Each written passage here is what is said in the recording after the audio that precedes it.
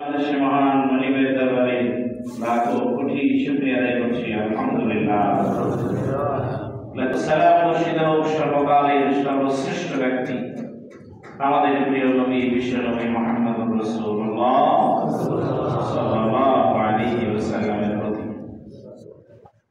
সাহাবায়ে কেরামের জান্নাতের সুউচ্চ মর্যাদা, শাহাদাতের শাহাদাতের কবুলিয়ত আল্লাহ তাআলার কাছে কামনা করছি, আল্লাহ যেন কবুল করেন বলে আমিন।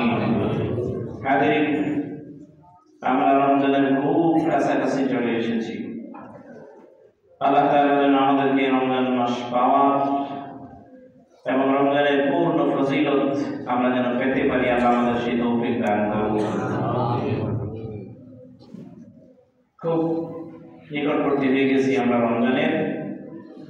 ইনশাআল্লাহ নিশ্চিত আগামী জুমায় রমজান থাকবে অবশ্যই। সোমবার মঙ্গলবারই রোজা শুরু হয়ে যাওয়ার সম্ভাবনা আছে।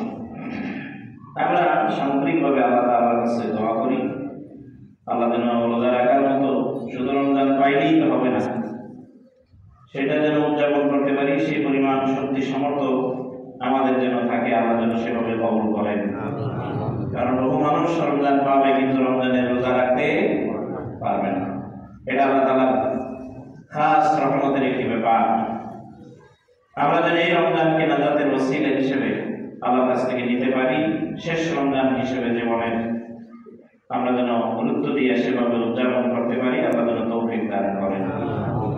সম্মানিত উপস্থিতি, আপনারা জানেন সূরা বাকারার 183 নম্বর আয়াত দিয়ে রমজানের রোজাকে ফরজ করা হয়েছে। ইয়া আইয়ুহাল্লাযীনা আমানু কুতিবা আলাইকুমুস সিয়াম, হে তোমরা যারা ঈমান এনেছো তোমাদের উপরে রমজানের রোজাকে ফরজ করা হলো। তাহলে রোজা ফরজ হয়েছে কার উপরে? ঈমানদারের উপরে নাকি বেঈমানের উপরে? ঈমানদারের উপরে। আমরা জানি ঈমানের গুরুত্ব অনেক। যার ঈমান নাই, একজন কাফের কোটি কোটি টাকা যদি আল্লাহর রাস্তায় দান করে, 100 মসজিদ 1000 মসজিদ যদি বানায় দেয়, 1000 কোটি টাকা খরচ করে, আল্লাহ তার দানের দিকে ফিরেও তাকাবেন না। কোন সাওয়াব দেওয়া তো দূরের কথা, আল্লাহ এটা গ্রহণই করবে না। বুখারীর বর্ণনা, আল্লাহর নবী বলেন, কোন ঈমানদার তার উপার্জন থেকে একটি পয়সা যদি আল্লাহর রাস্তায় দেয়, এতিমের হাতে পৌঁছার আগে, মিসকিনের হাতে পৌঁছার আগে, অসহায় ব্যক্তির হাতে পৌঁছার আগে আপনি দিচ্ছেন, মসজিদের দান বাক্সে যাওয়ার আগে, ইন্নামা ইয়াতাকাব্বালুল্লাহু বিয়ামিনিহি, যদি ওই ব্যক্তি ঈমানদার হয়, আল্লাহ তার দানটাকে আল্লাহ তার নিজের ডান হাতে গ্রহণ করে। আল্লাহ তার নিজের ডান হাত বিছিয়ে দেন। এরপরে আল্লাহ একজন ফেরেশতাকে দায়িত্ব দেন, এটাকে তুমি বড় করো। হাদিসের শেষ অংশে বলা হয়েছে, হাত্তাল জাবাল, পাহাড়ের চাইতে আরো বড় করে কিয়ামতের দিন আল্লাহ তাআলা ওই দানকারী আমল নামায় আল্লাহ এটা ফিরিয়ে দেবে। তাহলে গ্রহণ করবেন কি? আল্লাহ, যদি ঈমান থাকে। প্রিয় ভাই আমার, ঈমান না থাকলে বড় বিপদ, কোন আমলই কবুল হয় না। রাসূল সাল্লাল্লাহু আলাইহি ওয়াসাল্লামের আপন চাচা রাসূলের জন্য যতটা কষ্ট করেছেন, অনেক সাহাবী তা করতে পারেননি। আপনাদেরকে আগেও বলেছি, মনে থাকার কথা, রাসূলুল্লাহ চাচা আবু তালিব আল্লাহর নবীকে এতটা ভালোবাসতেন, এতটা বেশি ভালোবাসতেন, বিশ্বনবী মুহাম্মদ সাল্লাল্লাহু আলাইহি ওয়াসাল্লামকে শিয়াবে আবি তালিবে যখন বন্দী করে রাখা হলো, খাবার দেওয়া হয়নি, পানিও দেওয়া হয়নি। এখনকার জেলে যারা যায়, জেলেদের জন্য যেমনি হোক খাবারের ব্যবস্থা করা আছে না নাই? খাবারের নিরাপত্তা দেওয়া হবে তাকে, যদিও নিম্নমানের, হয়তো আপনার স্বাভাবিক জীবনের সাথে মিলবে না, কিন্তু খেয়ে বেঁচে থাকতে পারবে ওই পরিমাণ খাবার এবং পানির সাপ্লাই ব্যবস্থা ওই জায়গায় দেওয়া হবে। কিন্তু আল্লাহর নবীকে যখন আটক করা হলো, শিয়াবে আবি তালিবে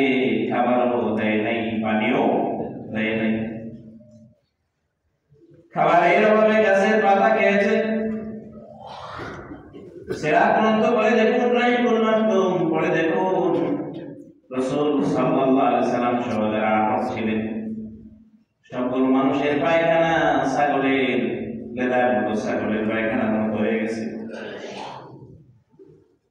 পানি নেই, খাবারের ব্যবস্থা নেই। রাসূলের আপন চাচা রাসূলের সাথে তিনি ঈমান আনেন নাই। রাসূলকে এতটা বেশি ভালোবাসতেন, এতটা স্নেহ করতেন, এতটা বেশি মমতা দেখাতেন।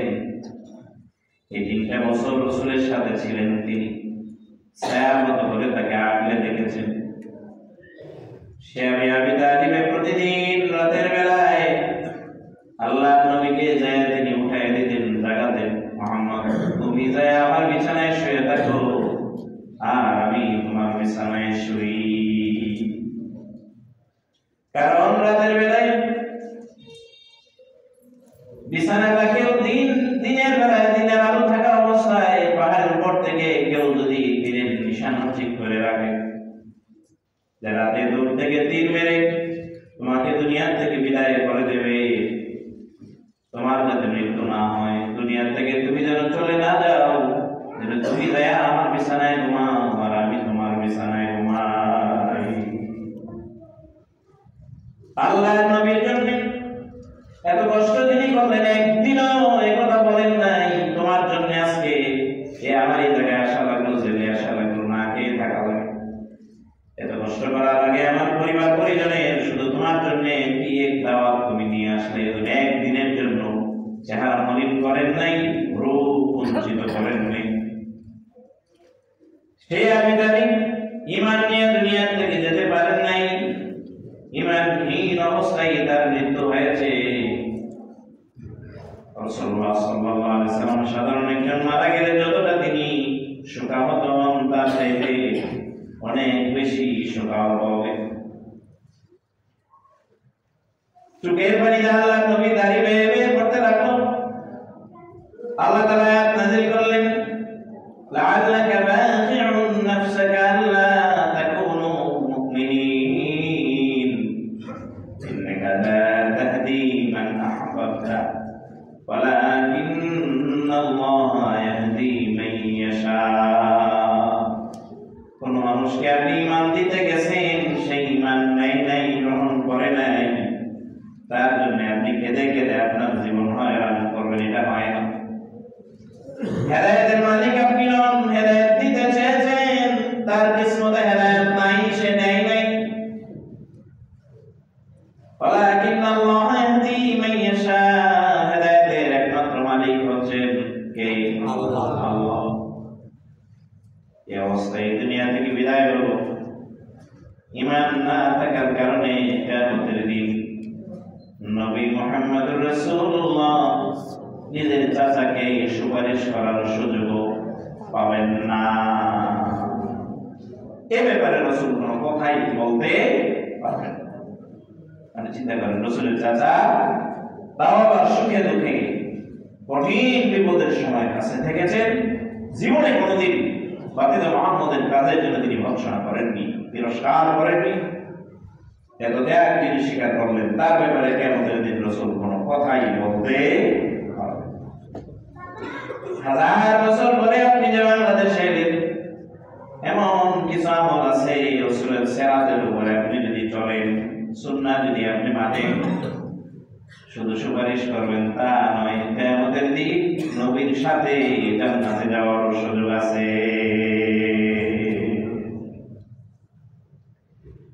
ঈমান থাকলে বলে জান্নাত, ঈমান না থাকলে জান্নাত নাই। সব জামানায় এমন ছিল। লূত আলাইহিস সালামের স্ত্রী, লূত আলাইহিস সালামের উপরে ঈমান আনে নাই, নবীর স্ত্রী হওয়ার পরও ঈমান না আনার কারণে কিয়ামতের দিন লূত আলাইহিস সালাম নিজের স্ত্রীকে সুপারিশ করার সুযোগ পাবেন না, আল্লাহর কাছে এই কথা বলতেই পারবেন না যে আল্লাহ এর জান্নাত দাও, এর জন্য সুপারিশ করছি বলতেই পারবেন না, সুযোগ নেই। ঈমান যদি থাকে তাহলে নবীর সুপারিশ আছে, জান্নাত আছে।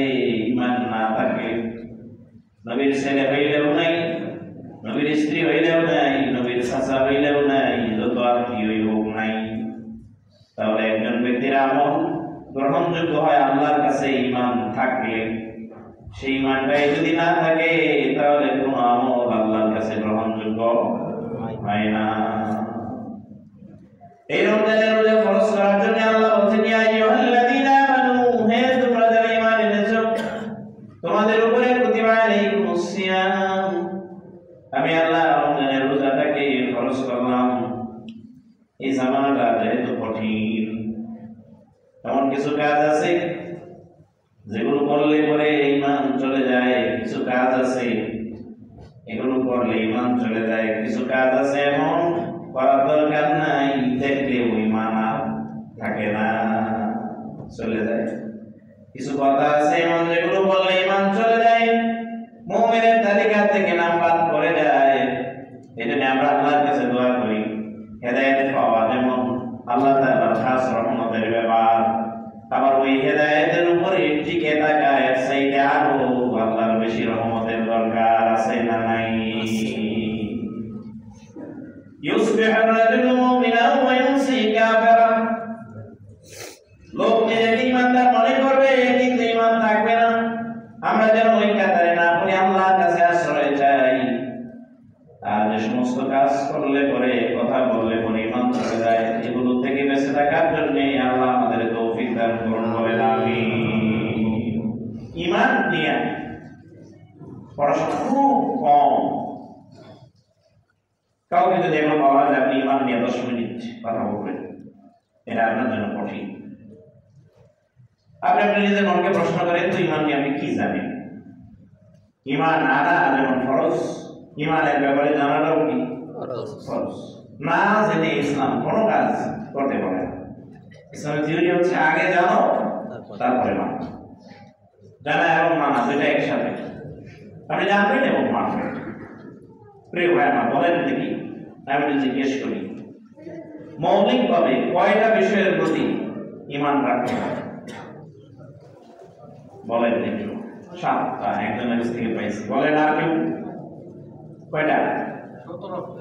17। ঈমানের মৌলিক বিষয় বলেন। ঈমানের মৌলিক, বিস্তারিত ব্যাখ্যা নেই, ঈমানের মৌলিক বিষয় কয়টা বিষয়ের প্রতি আমাদের ঈমান বা বিশ্বাস রাখতে হয়? 7টা। মাশাআল্লাহ, 7টা। এর বিকল্প কোনো মত আছে কারো? আছে নাকি? নাই, ভুল করছেন, অ্যান্সার ভুল হয়েছে। এটা ছোটবেলা থেকে আমরা পড়ছি অবশ্য 7টা, কিন্তু আসলে 7টা না, আসলে মূলত হয়েছে 6টা। ঈমানের মৌলিক বিষয় কয়টা?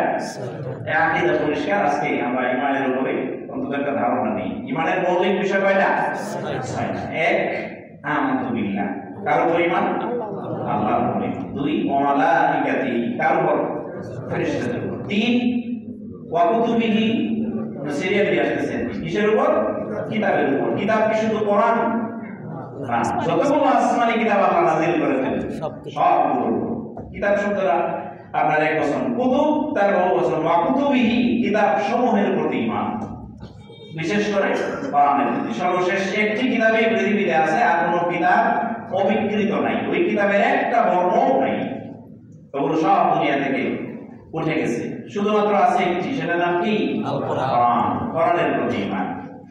এরপরে রাসূলিহি, রাসূল গণের প্রতি ঈমান, শুধু মুহাম্মদ সাল্লাল্লাহু আলাইহি ওয়াসাল্লাম, সব রাসূলের প্রতি ঈমান। তো আমাদের নবী হচ্ছেন মুহাম্মদুর রাসূলুল্লাহ সাল্লাল্লাহু আলাইহি ওয়াসাল্লাম। তাহলে কয়টা গেল? আমানতু বিল্লাহ, আল্লাহর প্রতি ঈমান, ওয়া মালাইকাতিহি, ফেরেশতাদের প্রতি ঈমান, ওয়া কুতুবিহি, কিতাবের প্রতি ঈমান, ওয়া রাসূলিহি, রাসূলের প্রতি ঈমান। এরপরে কি? ওয়াল ইয়াউমিল আখির, পরকালের প্রতি ঈমান। এর 5 নাম্বার। 6 নাম্বার হচ্ছে ওয়াল কাদিরিহি ওয়া শাররিহি, তাকদীর কে নির্ধারণ করেছেন? আল্লাহ। তাকদীরের প্রতি ঈমান। এই হচ্ছে 6টা মৌলিক। এরপরে আমরা বলে থাকি, আমরা ছোটবেলায় এটা পড়ছি, ওয়াল বা'সি বা'দাল মাউত, মৃত্যুর পরের জীবন। তাহলে আখিরাত যেটা, মৃত্যুর পরের জীবনও কোনটা? ওই একটাই। তাহলে আসলে মৌলিক বিষয় 7টা নয়, মৌলিক বিষয় কয়টা? 6টা। আল্লাহর প্রতি ঈমান, ফেরেশতাদের প্রতি ঈমান, কিতাবের প্রতি ঈমান, রাসূলগণের প্রতি ঈমান, এরপরে পরকালের প্রতি ঈমান, তাকদীরের ভালো মন্দের প্রতি ঈমান।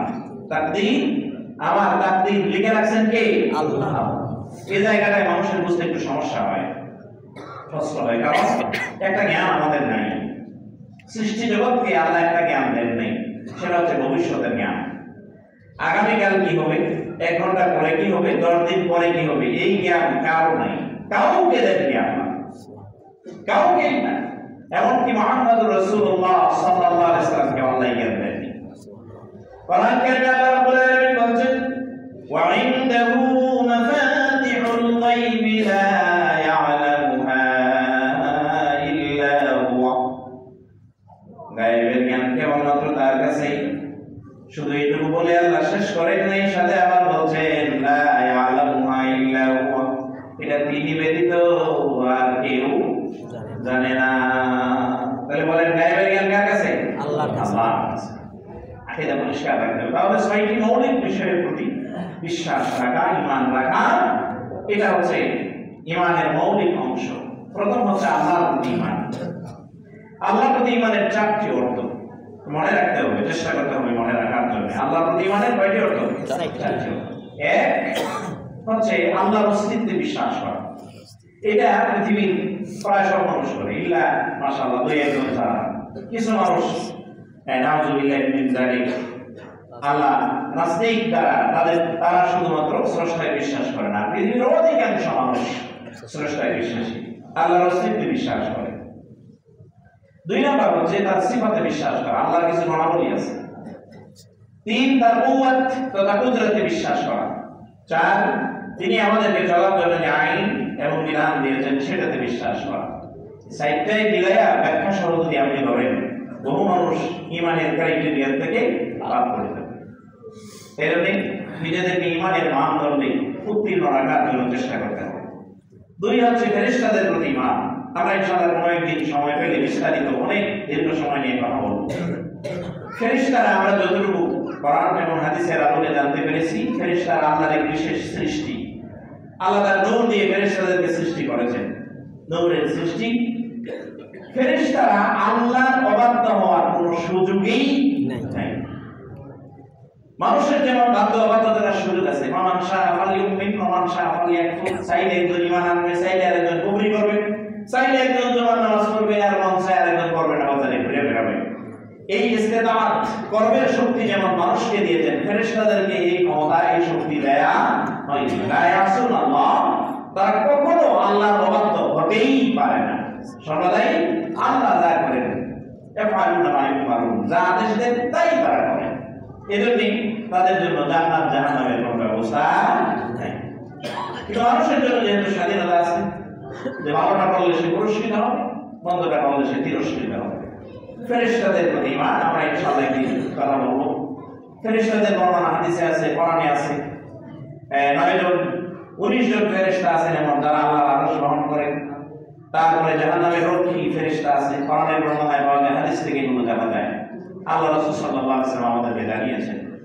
কিতাব সমূহের প্রতি ঈমান, বিশেষ করে কোরআনের প্রতি ঈমান। কোরআনের একবারে বিসমিল্লাহির রহমানির রহিমের পা থেকে ধরে মিনাল জিন্নাতি ওয়ান নাসের সিন পর্যন্ত, বাস একেবারে পুরো কোরআনের প্রতি বিশ্বাস রাখতে হবে। একটি বর্ণ অস্বীকার করলেও কোরআনের প্রতি বিশ্বাস ছুটে যাবে। আল্লাহ আমাদেরকে রাখার তৌফিক দান করুন। এরপরে রাসূলগণের প্রতি ঈমান, মুহাম্মদ সাল্লাল্লাহু আলাইহি ওয়াসাল্লামের প্রতি ঈমান রাখার অর্থ কি? অর্থ হচ্ছে আপনি পৃথিবীতে যা করবেন, আপনার সকল কাজ একজন ব্যক্তির সাথে মিলতে হবে। সেই ব্যক্তির নাম হচ্ছে মুহাম্মদুর রাসূলুল্লাহ সাল্লাল্লাহু আলাইহি ওয়াসাল্লাম। আপনি ঘুমাবেন, তিনি যেভাবে ঘুমাতেন। আপনি হাঁটবেন, তিনি যেভাবে হাঁটতেন। কথা বলবেন, তিনি যেভাবে কথা বলতেন। রোজা রাখবো, তিনি যেভাবে রোজা রাখতেন। নামাজ পড়বো, তিনি যেভাবে সালাত আদায় করতেন। সল্লু কামা রাআইতুমুনি উসাল্লি, সেভাবে নামাজ পড়ো যেভাবে আমাকে নামাজ পড়তে দেখেছেন। তিনি হচ্ছেন উসওয়াতুন হাসানাহ। রাসূল সাল্লাল্লাহু আলাইহি সাল্লামের মতো করে আমরা আমাদের আমলগুলো করব। তিনি আল্লাহর পক্ষ থেকে প্রেরিত হয়েছেন রাসূল হিসেবে, তার কোনো গুনাহ নাই। গোটা জীবনটা নিরাপত্তা দিয়েছেন, নিয়ন্ত্রণ করেছেন কে? আল্লাহ। তিনি তার মন থেকে বানিয়ে একটি কথাও বলেন নাই, সবগুলো কথা কার? আল্লাহ। রাসূলের প্রতি ঈমান। আমরা যা করব মুহাম্মদ সাল্লাল্লাহু আলাইহি সাল্লামের দেখানো পথে আমরা চলব। এরপরে আপনার পরকালের প্রতি ঈমান, এটা এত বেশি গুরুত্বপূর্ণ।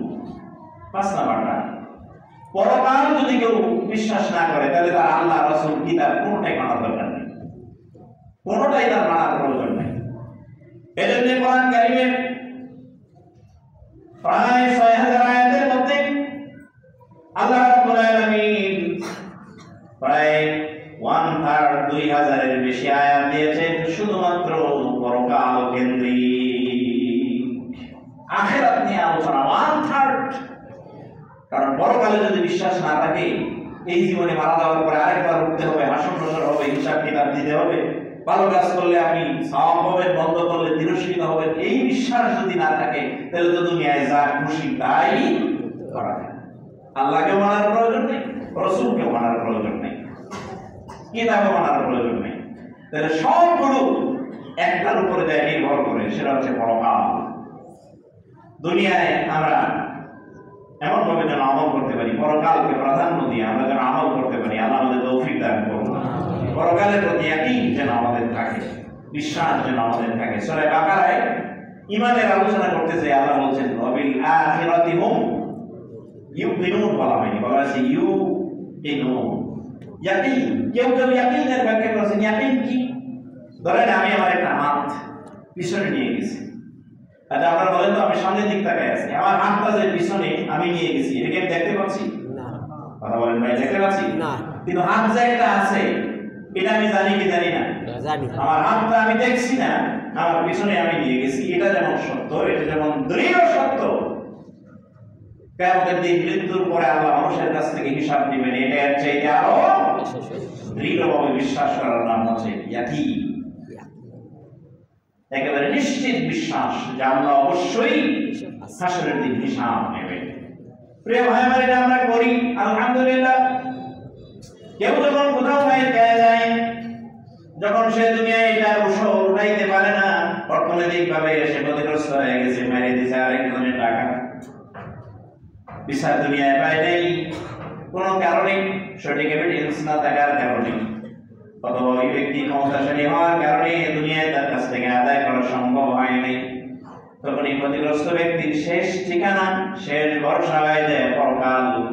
যে আল্লাহ আছেন, কিয়ামতের দিন আমার এটার হিসাব অবশ্যই দেওয়া লাগবে, এই চিন্তা আমরা করি কি করি না?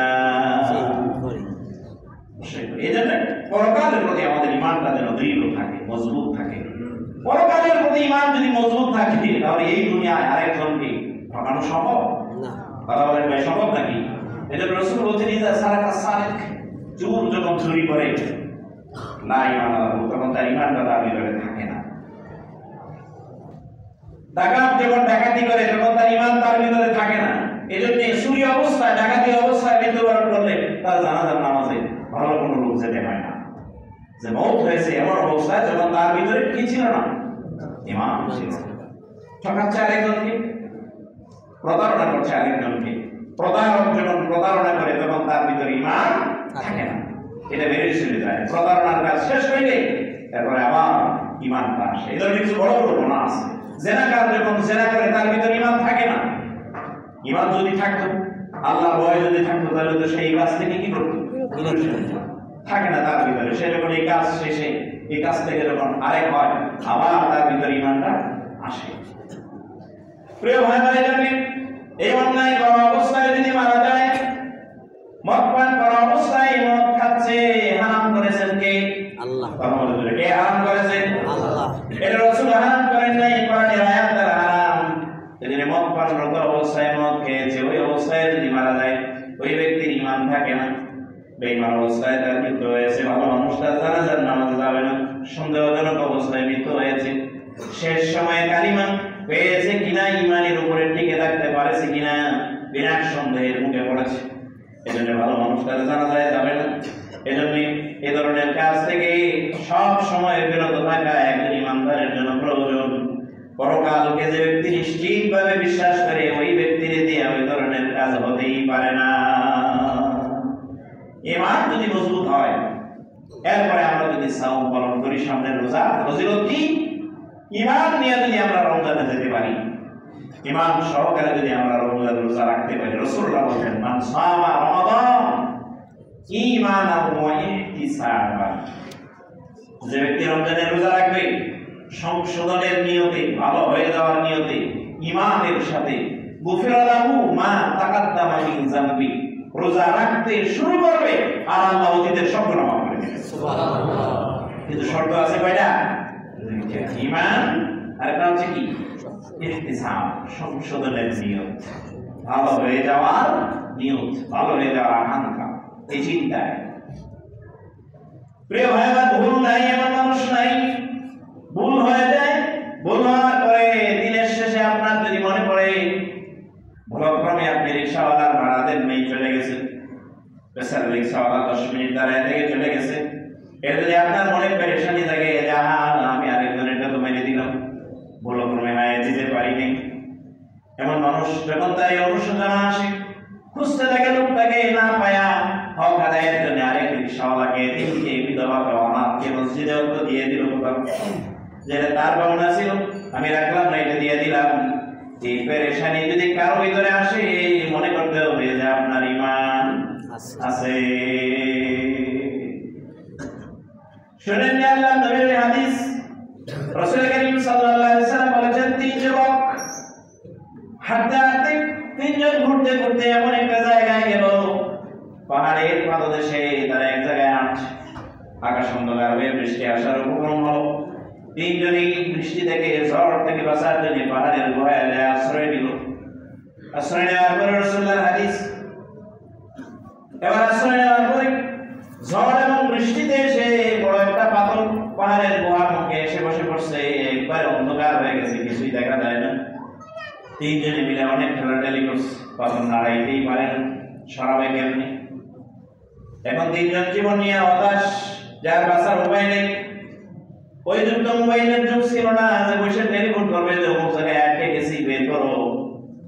কিন্তু আমরা দেখেছি আধুনিক যুগে এই আগুনে পোড়া মানুষগুলো যখন আটকে গেল, পরিবার পরিজনের সাথে কেউ তার জীবনের শেষ কথা যখন বলল, সময়ের ব্যবধানে একটা সময় কিছুক্ষণ পরে তার আত্মীয় স্বজন যখন ফোন দিছে, তার সাথে কথা বলার জন্য রিং হয়েছে, ফোন আর রিসিভ হয় নাই, কারো কারো ফোন বন্ধ পাওয়া গেছে, সাথে সাথে বুঝতে পারছে আমার প্রিয়জন দুনিয়ায় আর নাই, অলরেডি বিদায় হয়ে গেছে।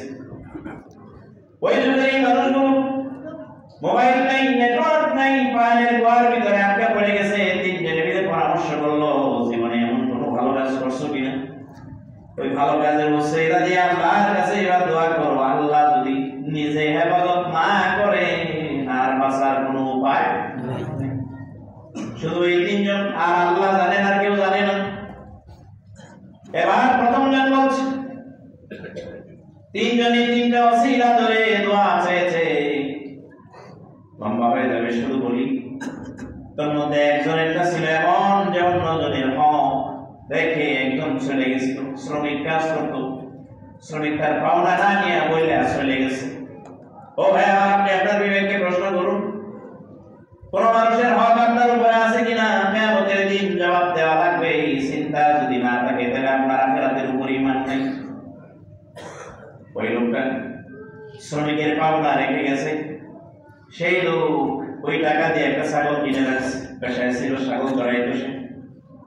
ওই ছাগল আরো বড় হয়েছে, এরপরে ছাগল বাচ্চা দিছে, এরপরে আরো বড় হয়েছে, বাচ্চা দিছে, তার থেকে ছাগলের বিশাল একটা পাল হয়ে গেছে, অনেকগুলো ছাগল হয়ে গেছে। শ্রমিক যখন দীর্ঘদিন পরে তার পাওনা নিতে আসছে, বলছে যে কিছু পাওনা আপনার কাছে ছিল, দেন। তো ওই লোক ছাগলের ওই পাল দেখায় দিয়ে বলছে যে তোমার, এটা তুমি নিয়ে যাও। সুবহানাল্লাহ বলবেন। এরপরে ওই শ্রমিক বলছে, আমার সাথে ঠাট্টা করেন নাকি, মস্করা করেন নাকি, পাইলাম তো আমি আরো কম, ছাগলের পাল তো দূরের কথা, ছাগলই হবে না। ওই লোক বলছে, না তুমি যা পাইতা ওইটা দিয়া ছোট ছাগল এটা কিনছিল। এরপরে বাড়তে বাড়তে এই পর্যায়ে গেছে, এটা তোমার পাওনা। আচ্ছা, এবার বলেন তো দেখি, পাওনাদার খুশি হয়েছে নাকি বেজার হয়েছে?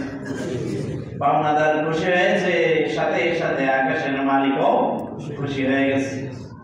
ওই ব্যক্তি দোয়া করছে যে আল্লাহ, যে বিপদে পড়েছি উদ্ধার হওয়ার সুযোগ নেই, এমন একটা বিপদে পড়লাম।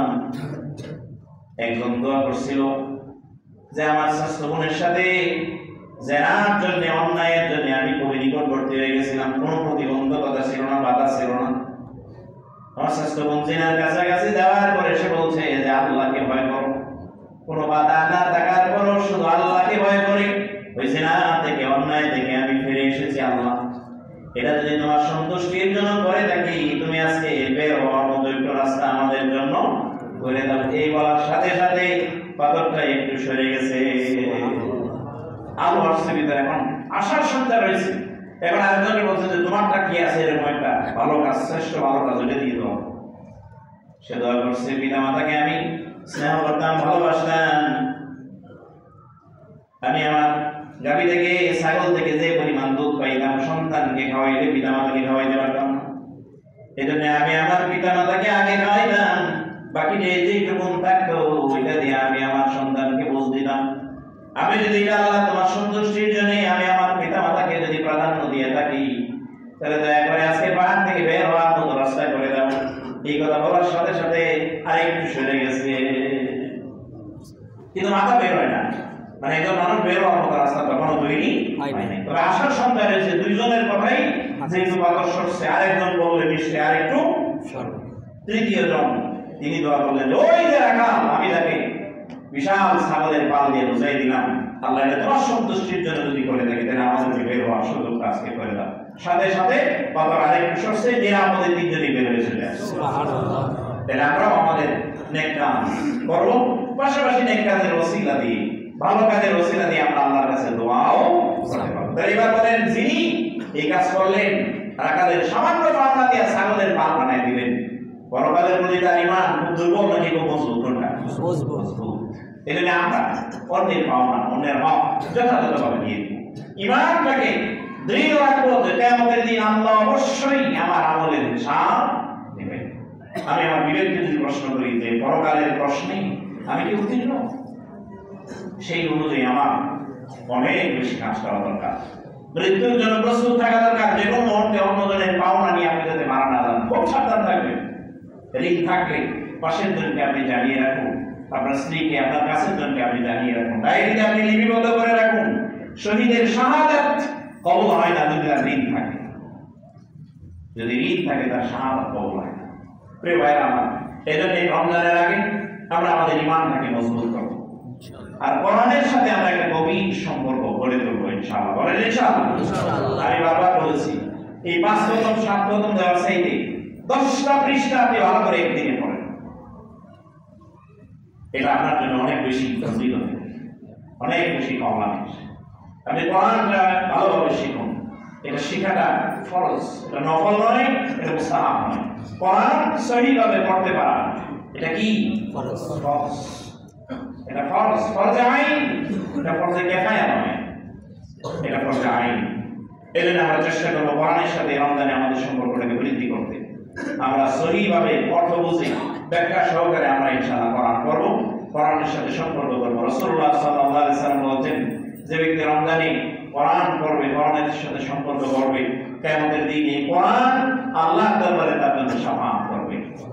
এই রমজান ওই ব্যক্তির জন্য শাফাআত করবে, রমজানের রোজা সুপারিশ করবে আল্লাহর কাছে, তবে আল্লাহ এই লোকটা সারাদিন না খেয়ে থাকছে, পানাহার থেকে, খামসার থেকে দূরে থেকেছে, আল্লাহ তার রোজা আপনি কবুল করেন, একে আপনি জান্নাত দিয়ে দেন। কোরআন সুপারিশ করবে, পড়েছে, রাতের বেলায় দাঁড়িয়ে থেকে শুনেছে, সুপারিশ করবে। হাদিসের শেষে হচ্ছে রমজান এবং কোরআনের সুপারিশ কবুল করে আল্লাহ ওই লোককে জান্নাত দিয়ে দেবে।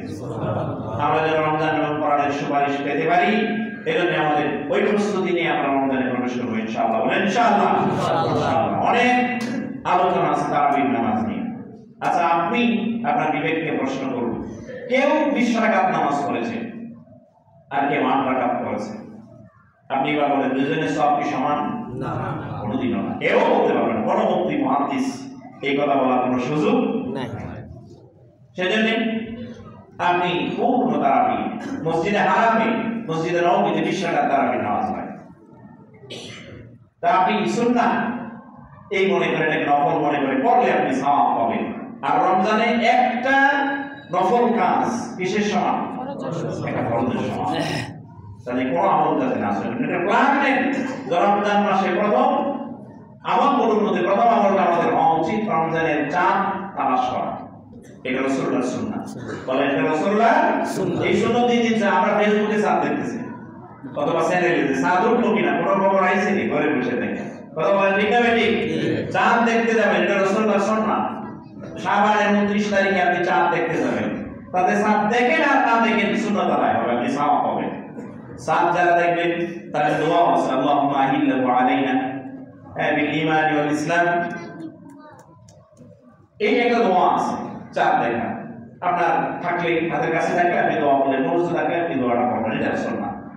এরপরে রমজান মাসে আপনি দৃঢ় সিদ্ধান্ত একটা নিন, কোন ফরজ ইবাদত আপনি ছাড়বেন না, একটা ডিসিশন নেন যে নামাজ জামাত ছাড়া নামাজ পড়বো না রমজানে, একটা সুযোগ আপনার জন্য তৈরি হবে ইনশাআল্লাহ।